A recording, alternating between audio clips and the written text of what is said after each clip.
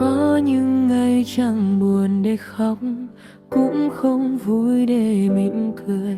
Vẫn đi làm, vẫn ăn cơm, chỉ là không biết đang đi đâu.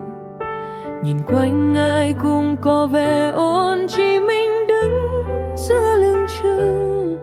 Không dám bỏ cũng chẳng dám mơ, sợ nhất là đi mà chẳng tới.